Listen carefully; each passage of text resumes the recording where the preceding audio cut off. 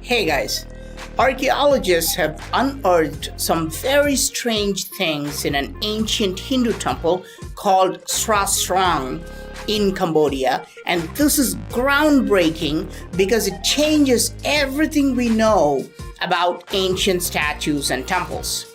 This looks just like a stone turtle, right?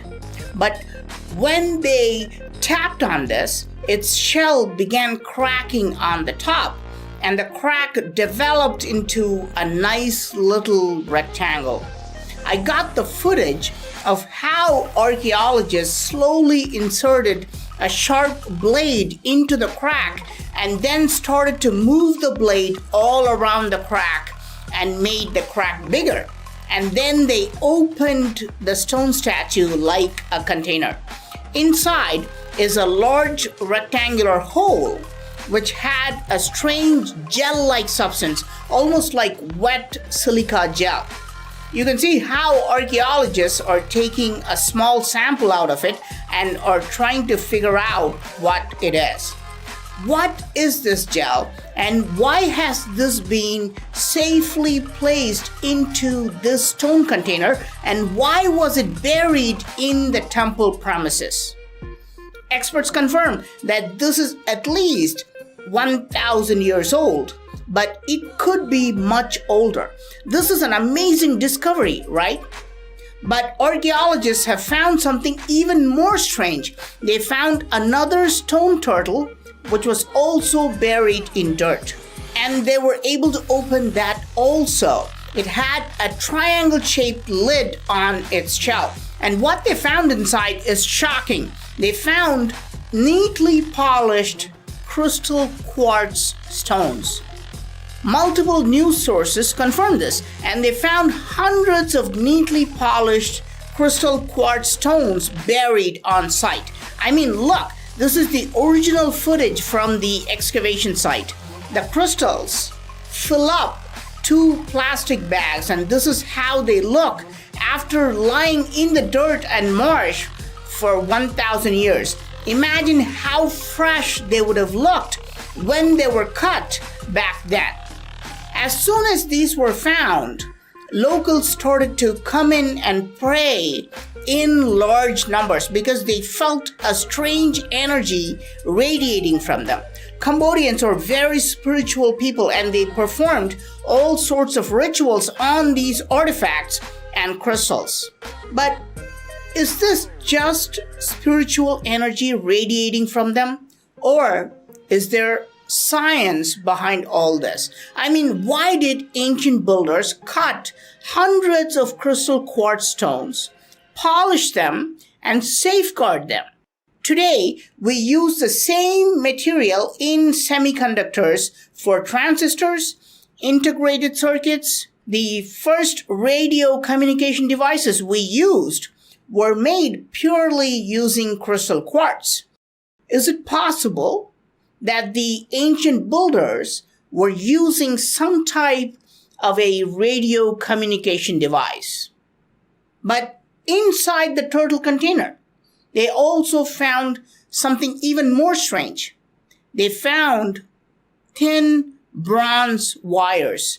Archaeologists are baffled by this, and they just dismiss it by saying these were just threads used for religious purposes.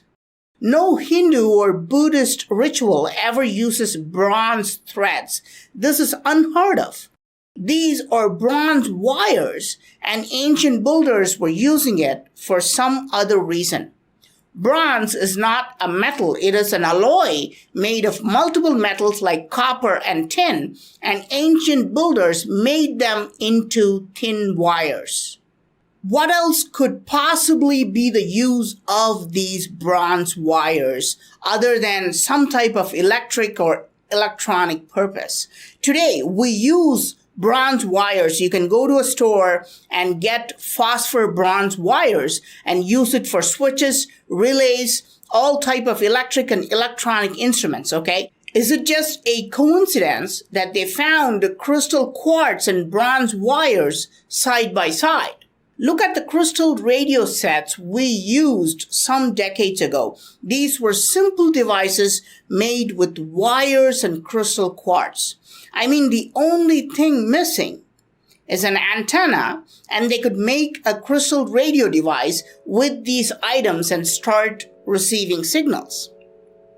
And believe it or not, they also found these strange metal objects buried in the dirt. Can you see what these are? Are these religious tridents? Or are they antennas used for radio communication?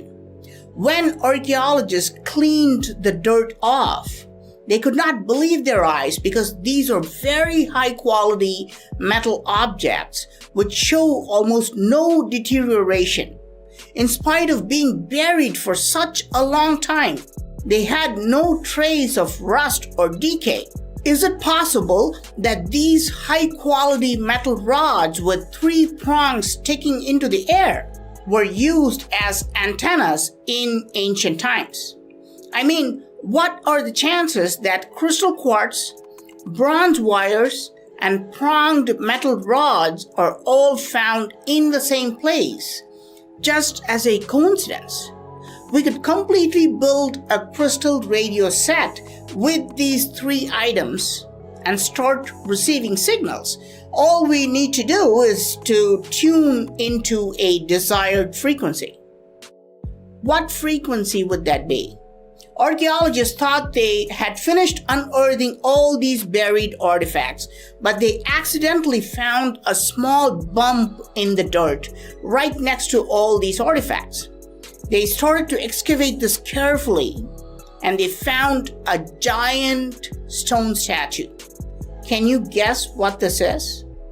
It's partially destroyed, but on the stone there is a weird carving of a circle with geometric patterns embedded inside. This is bizarre because it resembles a frequency. Today, we are able to convert frequencies into visuals. Any specific frequency that we tune into can be depicted as a visual, and they almost always look like these circular patterns with geometric shapes inside. And this stone artifact, which is a broken naga, shows exactly that, a specific frequency. I have shown you these frequencies before and how they're connected to the nagas. Today, we use radio tuners to tune into a specific frequency to listen to our favorite radio station. Is it possible that ancient builders were using this specific frequency to receive information using crystal radio devices? If so, who would have sent these signals to them?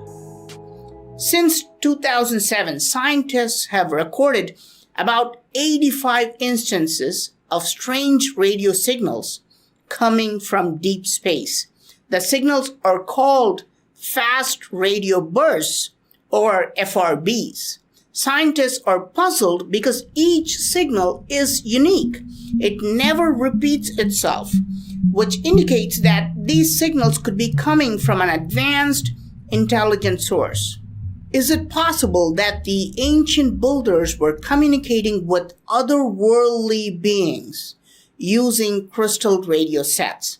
How else can we explain these crystals, bronze wires, 3-pronged metal rods, and a frequency diagram, all found in the same place?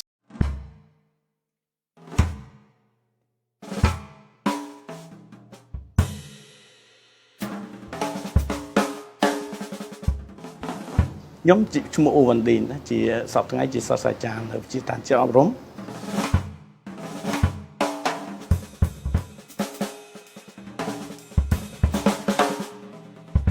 អានឹងនៅផ្នែកខាងចុងនៃធម្មតាអាវុធកណ្ដុងវាអញ្ចឹងគេមានចំពោះទង់មួយអានឹងពេលតែគេបាញ់អស់គាត់ក៏យកចំពោះទង់ចាក់គ្នា ក្បាលនេះមួយយើងនឹងកន់កំភ្លើងវាទូជួយបំណាយទូដើម្បីយើងងាយស្រួលក្នុងការផ្សារវាណា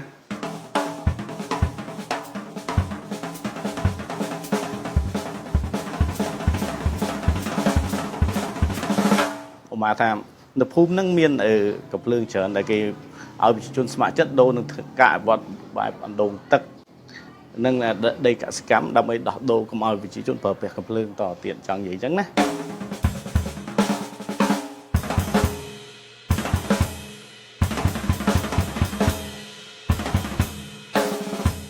បាទតាមពិតរៀង form របស់វាគឺជាកណ្ដៀវប៉ុន្តែយើងបង្កើតជានាគក្បាល5ដើម្បីថាខ្មែរយើងណាខ្មែរយើងគឺតំណាងនៃនាគអញ្ចឹងនៅក្នុងបុរាណកាលមកយើងដូចជាព្រហ្មញ្ញសាសនាដែលជាដូនជាតាយើងក៏ថាយើងពូជនាគអញ្ចឹងណា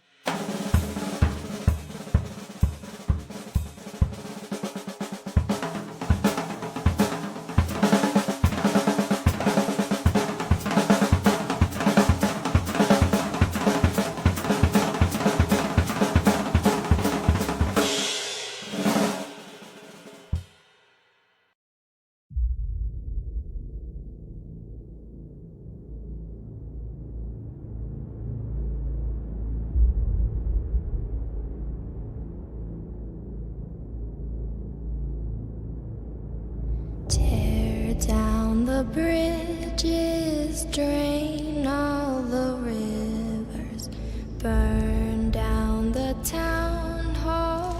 There are no winners. Reload the weapons, sharpen the scissors, cut off the fetters, pull all the triggers.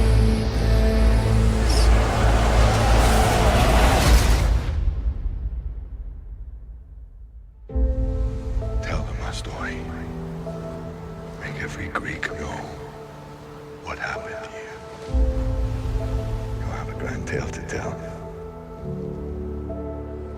It's quiet now. They came with these from the blackness,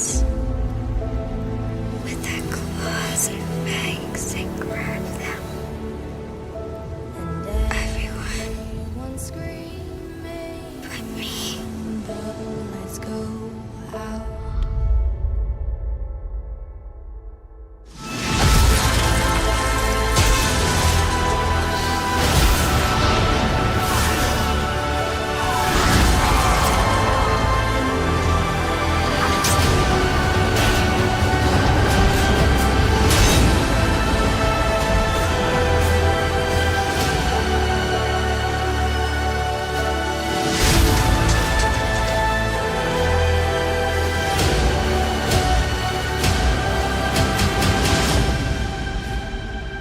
Oh no! The 300 Spartans gave their last breath! This is Sparta!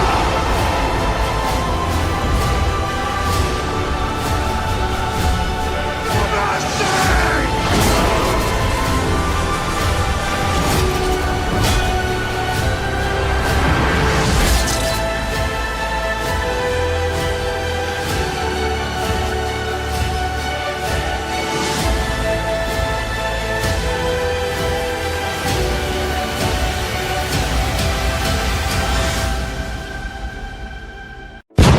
Hey yo, peace family, Source God, Orion TV, bang, bang, how y'all doing out there? I hope everything is bliss.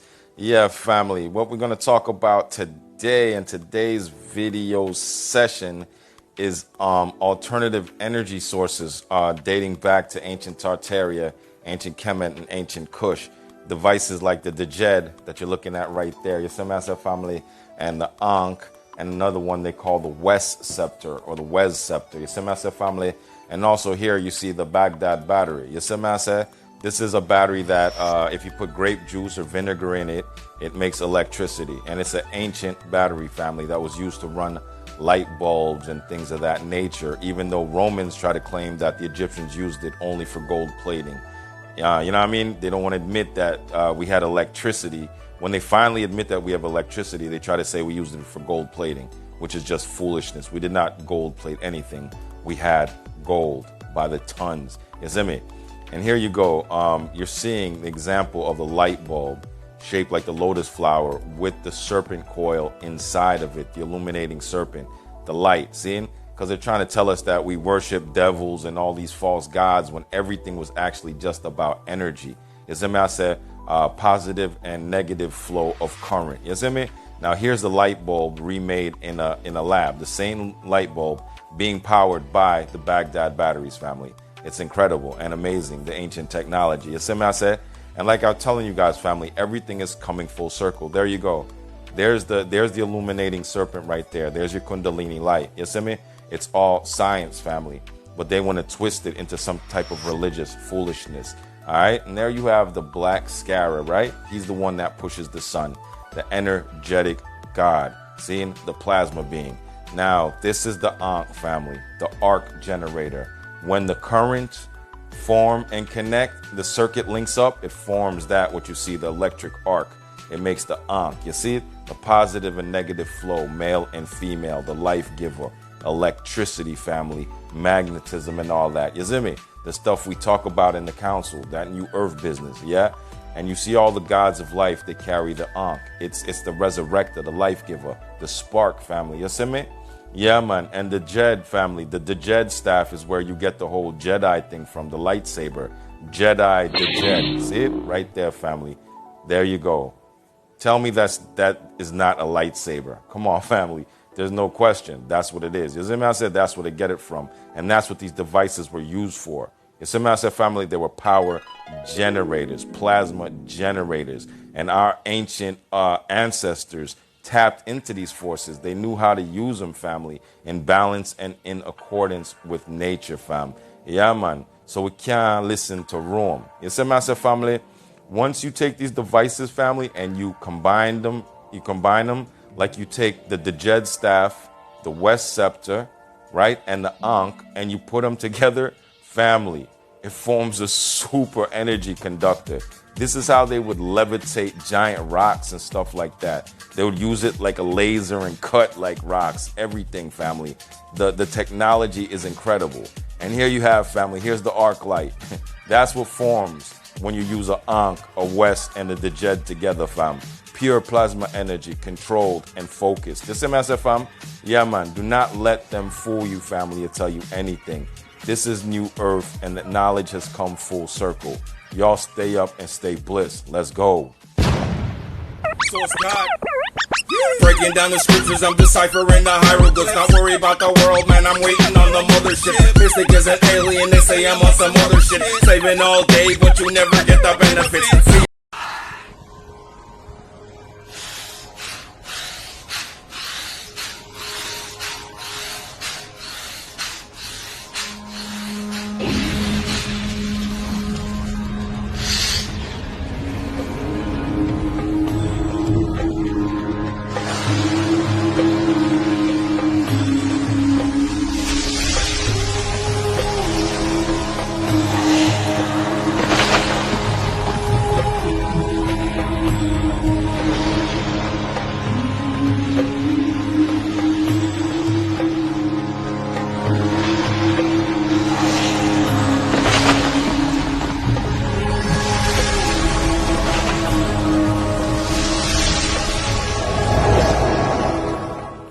Hey guys, this is Anjana.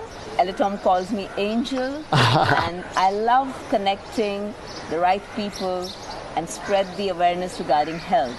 So I met Elatom 4 months ago at a retreat, and since then we are in touch. And this time when he was coming, he contacted and we started arranging the seminars, the retreats, the talks. So here we are. Elatom, over to you with your life story. Hi, my name is Elitom Elamine, and I'm a breatharian. And a breatharian is a person that can eat very little or none at all. Now, I grew up in Ohio, USA. And growing up in Ohio, USA, I grew up in a family where my mother made sure that we always had food within the household. She made sure so much that we had extra freezers, extra refrigerators, and we actually fed the whole neighborhood. So me growing up in this type of household, when I finally broke away and got my own family and got married, that idea too was in my head to always have enough food to feed your family, and I also bought extra freezers, extra refrigerators, because that was the idea, to always have food available. Now as time went forth, I began to gain more and more weight, and I began to feel very bad. However, everybody in my reality growing up in America, because it was encouraged to eat the 3 meals a day, however it was the 5 meals a day and the big portions, that was commonplace where I grew up at. So however, I began to gain more and more weight, really feel bad about myself. And then one day, as I had to go see the doctor, my blood pressure began to rise, and a whole lot of other things began to come into play. However, one day, out of being desperate, I ran into a man who said, "Won't you just leave meats alone?" Now, at that time, being desperate and my health really feeling bad, I was willing on doing anything, so I left the meats alone. And at that time, I didn't realize it, but that was the motivation to lead me into the pranic journey, by leaving those heavier foods alone. So not only I left the meats alone, I began to also put an exercise routine in my lifestyle. And then I began to learn more about holistic foods, being more vegan, learn more about live and raw foods. But then it got good.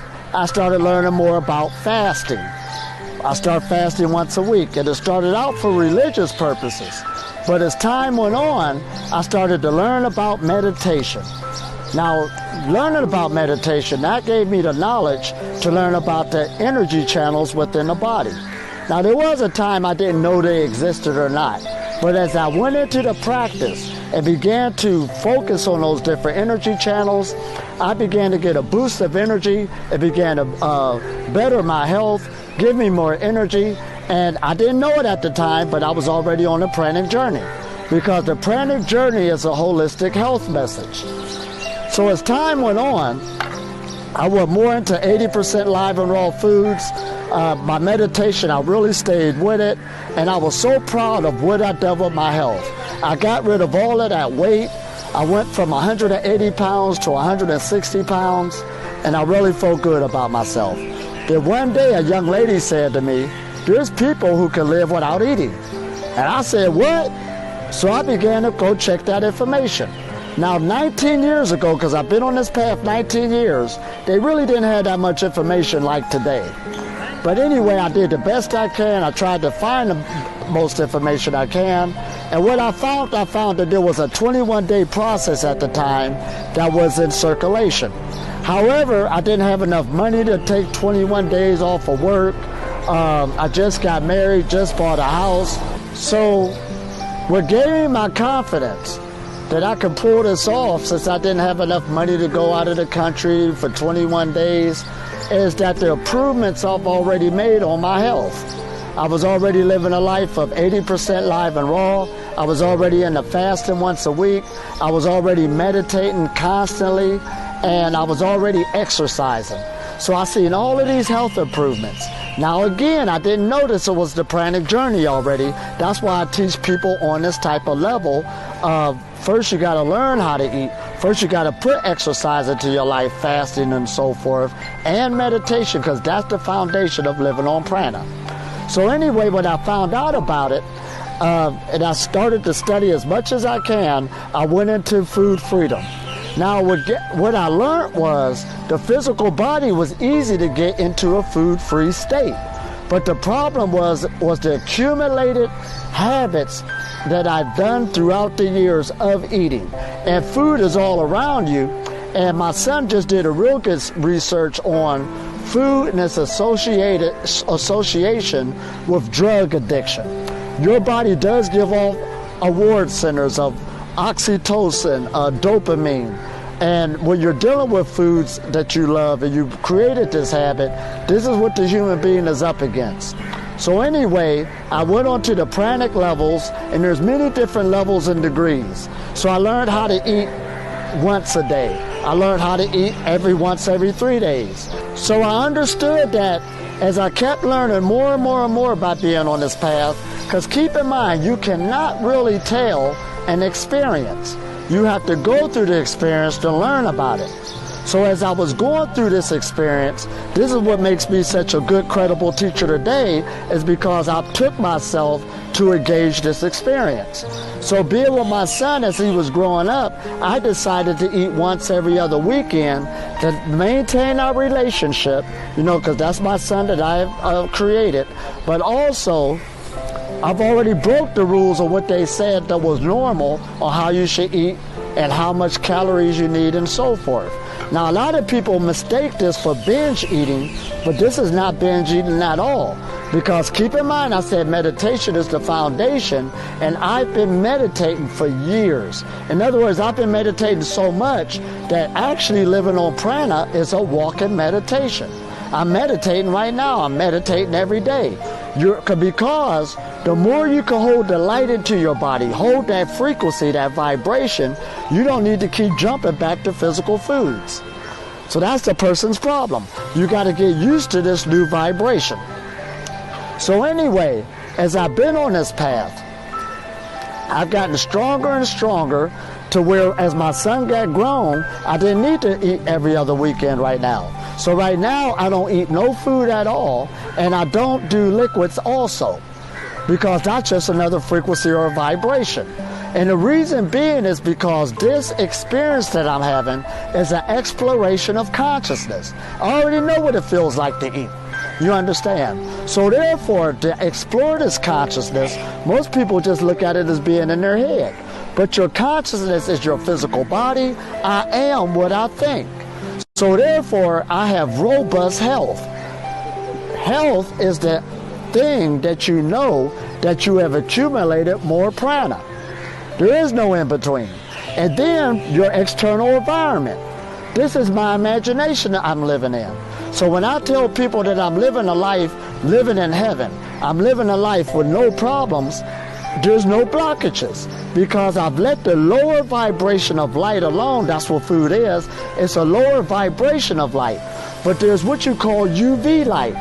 UV means ultraviolet. Ultra means above or beyond the visible light. So I'm being sustained by those invisible forces that's in the air, that's in the solar power. You understand that the eyes cannot see, but by opening up your energy channel, your body is already connected with it. So again, I have taken my mission to go around the world to educate people, not only that this exists, but also to be an example, but also show them and take them into the practices to open up their energy channels in their body. Everybody has them. You are an energy being, and that's all you work with. And the more you can get the understanding to work with yourself, you will grow and get stronger energetically. You will grow health-wise. Your sleep will decrease. You will have a happier and healthier life. And right now, this is needed for humanity. So again, I do take myself as an example, and there's other pranic beings that's coming out more and more. And you don't need to go to information about people who's already dead. Today, you have the most information that's ever been out there on a human being to make this transition to work more with the light. Even medical science is backing this up. They're showing you medical benefits of the sun, medical benefits of breathing, medical benefits of exercising, medical benefits of fasting. You put all of this together, you will grow energetically into this new paradigm shift. And you can eat very little or none at all, because we're energy beings by our nature.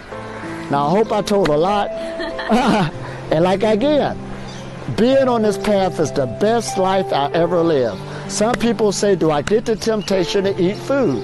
No, I don't. Because you developed within yourself a feeling state and a desire to live in a light, to live with the subtle energy vibrations. You don't like the way that the lower vibration makes you feel anymore. You outgrow it just like a kid outgrowing a toy. So therefore, people who still struggling in and out, that's okay. If you stay consistent, there'll be a period of time where you will rotate and start enjoying a higher frequency vibration. And I hope everybody will stay consistent and stay on these levels. And even if you choose to still eat, learn how to eat, learn how to keep your quantities small, and keep health first. Because food freedom is a byproduct of perfect health. And right now, I'm in perfect health.